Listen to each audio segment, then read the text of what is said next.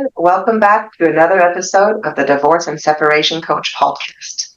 Today we're talking about anger, and more specifically, how it can appear during divorce and some practical tips to manage it. To discuss this topic, I've invited Mark Alder. Mark is an experienced anger and stress management consultant, and he works mostly in supporting family law practitioners and their clients with expert coaching, certified training, and court-recognized programs and assessments. Mark, thank you so much for joining me today. That's my pleasure, and thanks for inviting me. It's great to have you because it's a really meaty topic. And I'd love to pick your brain and get some insights from your experience. Please do. Pick away. I know you work a lot in the world of divorce, as I've just explained. In your experience, what are the most common triggers of anger during divorce? And especially, how can people recognize them and address them, at that moment? Yeah. That's a great question. But firstly, by understanding, I think that anger is a natural, healthy feeling. So it's a mechanism built into every human being to keep us safe. And secondly, of course, in this situation, in a divorce situation, there's every likelihood we're going to be angry. Mm-hmm. But there are myriad possibilities for anger. And the common triggers could be a sense of betrayal, financial uncertainty, custody concerns, worries about future accommodation, and of course, maybe even another person in the dynamic. Yes. But beneath most anger, we'll find a secondary feeling and an unmet need. So, for example, underneath betrayal, that's likely to have a feeling of hurt. And then the unmet needs there could be for honesty, fairness, trust. Underneath financial security is likely to be fear. And the unmet needs could be for security and safety. That right at the center of every human being is a need for safety and security. And in a divorce situation, this is being challenged. Yeah. So, and the fact that a relationship which once presumably flourished has broken down, it's likely to invoke feelings of sadness and therefore needs to be valued, acknowledged, heard, understood, appreciated. But we need to sit in the discomfort of the anger and see what the underlying feelings and needs are. That little drawing of the iceberg where you see the tip of the iceberg, you see the behavior, which might be anger or might be something else, but really it's what's under the iceberg that we're trying to get to.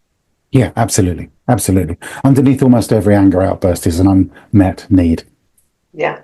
And so how do you help people dig deeper and see what's below the iceberg? Well, first of all, they need to sit in the discomfort of the feeling. And we don't want to do that because anger is uncomfortable. But underneath there is the message. So you need to be able to sit in that discomfort and just wait and see what's coming up for you. Anger is simply saying, I feel angry in this moment. And then maybe be able to have the ability to put a narrative behind those feelings. And explain the need that's missing. People don't even know that they have needs. Adults don't even know they have needs, even what a need is. Mm-hmm. And a need might be a psychological, biological, or physical imperative. It's not something I want. I want a new car, or I want a new fridge, or, these are things that human beings need to thrive and survive. So I think it's, particularly in this situation, a divorce situation, if not before, we need to get to know ourselves really well. And you raise a good point, is that there's one thing is the feeling, the other thing is how you, and I guess you're helping people acknowledge the feeling, but not on it and not have angry behavior as a result. Is that correct? That's absolutely right. Anger is just the pure feeling, and it's like the messenger. I feel angry. Of course I do. It's designed to make me feel safe. It's designed to keep me safe, rather. Yeah. To protect me. But what is it underneath the anger? When I go to, shouting and screaming or throwing the phone down or slamming the door, it's not anger. It's got nothing to do with anger. It's something completely outside of. But why am I doing that? What is it that I need in that moment? Am I feeling sad? Am I feeling hurt? Am I feeling ashamed? What do I need? Sometimes people feel defensive, and that's how they respond as well. So how do you help people recognize those feelings and, I guess, interrupt the process of turning that anger into behavior? Slow everything down. Slow everything down in that moment. We need to be able to respond. rather than react. Because when we Yeah. react, we often give our power away. And in a divorce situation, in any situation, if we react to something, it's Yeah. likely that we've let go of our power. But if we take time to listen to the other person, to what they're saying, what they're not saying, we spoke about non-verbal communication. You know, Yeah. what's their body doing? What are their facial gestures? Learn to listen, and then to give ourselves time to respond in that Yeah. moment. And so are there specific techniques like breathing or anything they can do to kind of bring Yeah, themselves back into the moment? yeah. So absolutely. If we can change our physiology, but it's not something that we can do in the moment if we don't know how to do it. So it's Yeah. something that really should be practiced before that situation, so we can go there if we need to, do a body relaxing technique or a breathing technique, which sort of disconnects us from our or connects us to a parasympathetic nervous system, so it avoids the fight and flight response. Yeah. And then from there we're able to reduce the physiological symptoms of the trigger of anger. Yeah. And I think that, that's how we originally came into contact, is that there's a lot of overlap with conflict management, which is really what I specialize in. Mm. But, in conflict management, one of the key tools is identifying the trigger. What is it that's going to put you in that reaction mode into fight or Mm-hmm. flight? And Mm-hmm. how do you recognize that and anticipate it? Is that a technique that you apply as well? It is, but we need to know that before we go in the room. We need to Absolutely. have a very good understanding of ourselves, because if we just turn up blind into a situation, we can only react. Yeah. So if we haven't done it before, a separation situation or a divorce situation is a very good time to get a better understanding of who we are as human beings and how we function. I can't really emphasize that enough. We kind of often just blindly go through life and things happen to us, and we're not Yeah. really the driver of our life. We're kind of a passenger in that bus, or an extra in the movie, but that's not healthy. And if we're going into a situation which we're not comfortable or is unknown to us, we really need to have a good understanding of our own pathology. Yeah, and that makes a lot of sense. I mean, Mm. especially as we say in the context of divorce, with family mediation, and any kind of moment where you're going to have to speak to each other and disagree potentially on things. Mm. Doing that preparation before you walk into the room, being Yeah, aware of your own triggers, your own sensitivities, so that you can avoid slipping into those behaviors, is a really helpful tool and quite yeah. important. You're going to have to agree to disagree in this situation anyway. So other people's opinion is an opinion, and it's valid for them. It might not be the same opinion as we have for ourselves, but it is an opinion, and we have to validate it. Yeah. Because if we And do don't, you? I'm right, you're wrong, it's a black and white binary thinking, and there's no room for growth. Yeah. And for compromise. Or for compromise. There's going to be a compromise. Of course, compromises are going to have to be made, but it doesn't mean that we can't set clear boundaries. We don't go Yeah. beyond that. That's Yeah. unacceptable. And have an understanding of what's important to us in the situation, what's acceptable, what's not acceptable, what do we want to have at the end of this. Yeah, and be assertive, but be assertive with kindness. Yeah. That actually raises a very interesting point that I wanted to ask you about as well, Mm. is how can you support the person who's on the receiving end of the anger? What can they do to help the other person calm down, and also to react in a way that's not going to make things dangerous or worse? Okay, well, my primary question would be: I can understand that you appear to be angry or overwhelmed.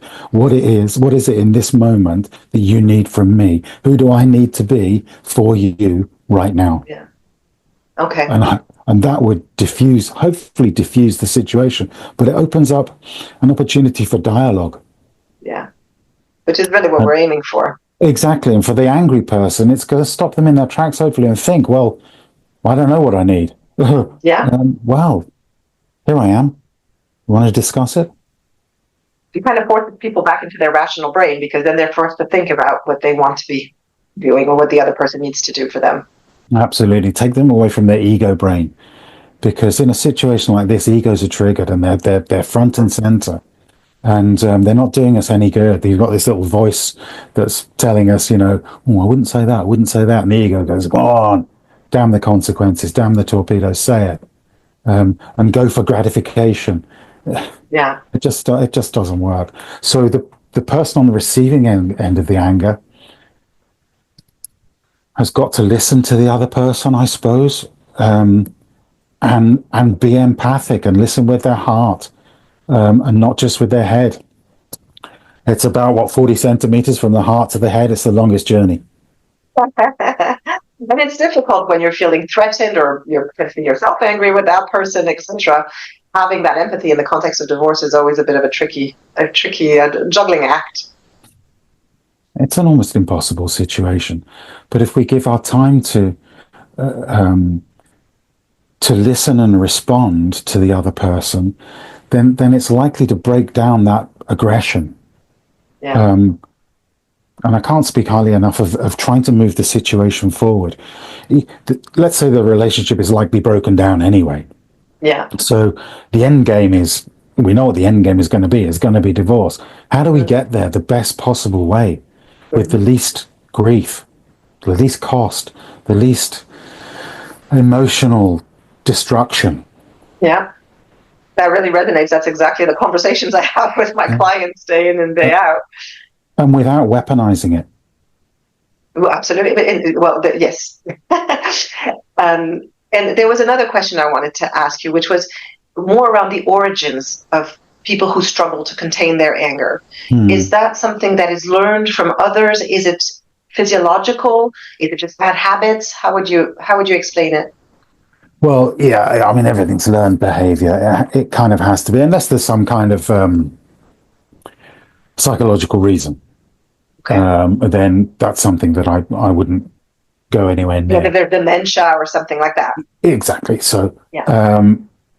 Or psychopathy or something like that. But yeah, we're excuse me, as men particularly, we're dealing with the shoulds and shouldn'ts of our parents or our teachers or of society, and we kind of blunder through life in this I don't know, like a hell-bent race to the end, and everything becomes collateral damage. We don't ever sit down and look at our own needs and our own way that we portray ourselves. Yeah. And so, yeah, well, let me speak actually back to that. So anger, we suck up anger. And anger's basically, with men particularly, a low self-esteem issue. So they may have a tough boss or a tough job, and they may be put upon, or they may overpromise, or they may strive to be accepted, and they may expend all this energy on that, and they come out of the workplace and they're angry because they've overpromised or have over-delivered or they've been put upon.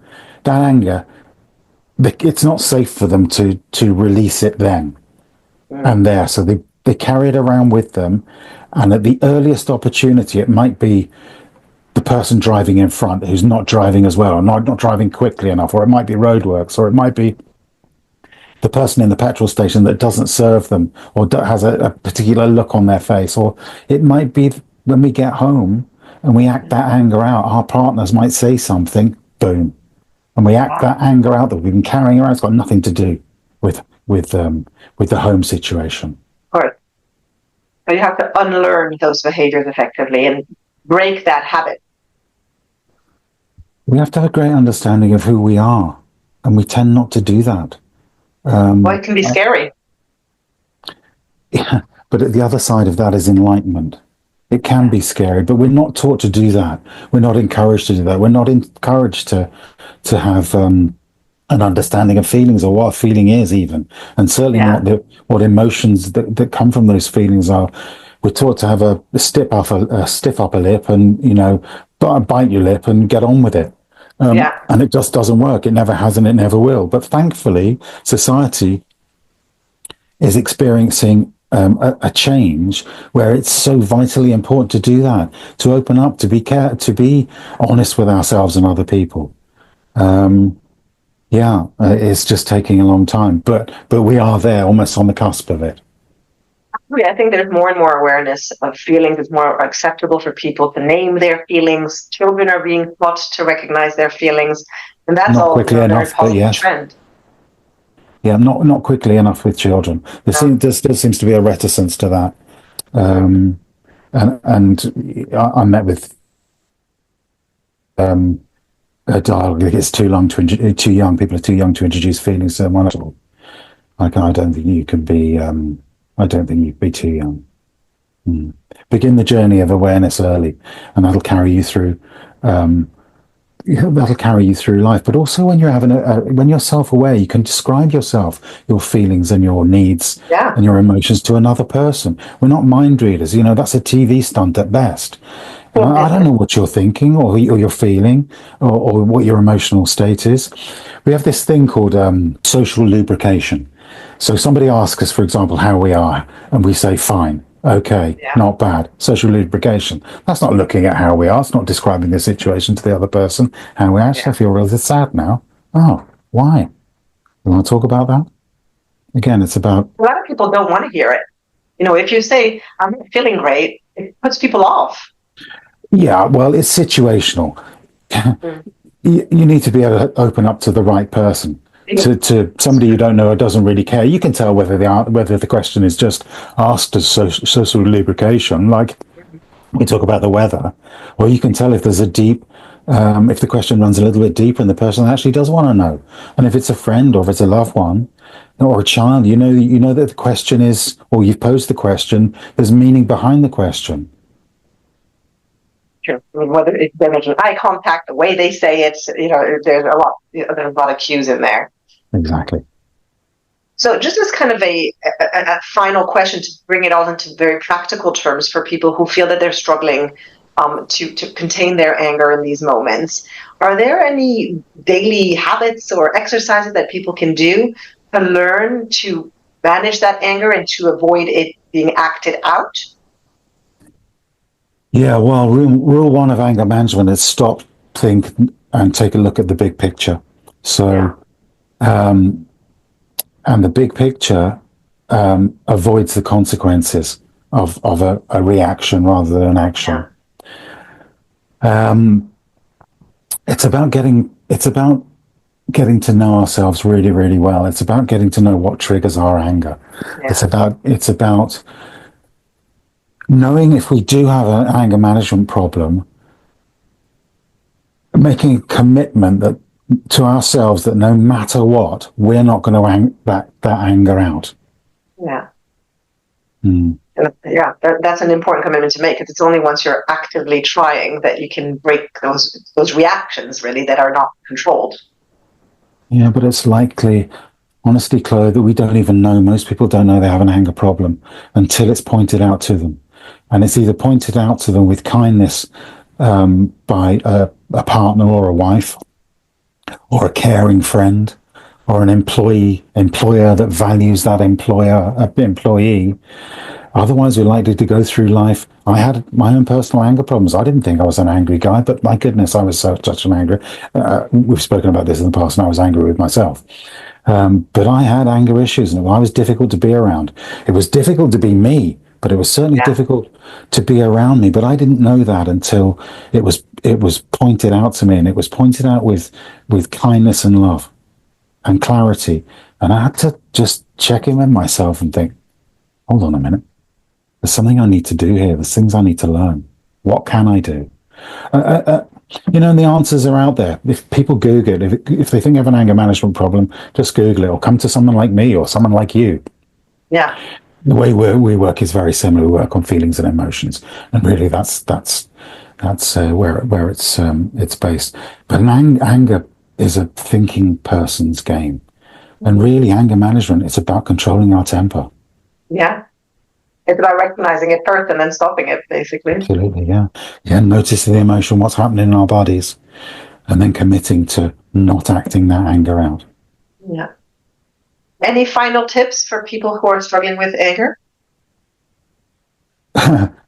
Seek professional help. If you That's a think good of one. relations, yeah, always seek professional help. There's no point in living in our own echo chamber with our friends or people we hang around with. They just reinforce it, saying, "Oh, there's no problem. You don't have an anger problem. Seek professional help." So you're not going to get that echo chamber Yeah. effect. But if you think you have an anger problem or an anger management problem, why not ask your partner or ask a friend or ask a caring employee? Ask somebody. I can't really say much more than that, I don't think. They're great tips, actually. I think it makes a lot of sense. And seeking professional help is a really important one because just like everything that's difficult, it takes a team to get through it. And you need Yeah. that external advice and someone who knows how to teach you the kind of techniques you were describing Yeah. to help you work through it. Even with the best of intentions, it's very hard to do it on your own. Yeah. And look when you're self-medicating as well with alcohol or recreational drugs. Mm. And Yeah. also a key thing is look, if you have an addiction to being right, Mm-hmm. it's we love to be right. Human beings love to be right. A little dopamine hit when we're proved to be right. Yeah. And that's an addiction. Yeah. And you find that some people are addicted to anger as well? Of course. Because that's a great question. Who would they be if they weren't an angry person? Because they know themselves as that. What would their identity be if the anger Yeah. went away? It's like a smoker. Who would I be if I didn't smoke? Yeah. Or an alcoholic. Who would I be if I didn't drink? That's a very good point. Really, well, thank you so much, Mark. It's such interesting points and really, really good advice for people who are facing these kind of challenges, whether they're the one with the anger or on the receiving end. And thanks for joining me today. It was my pleasure. Thank you.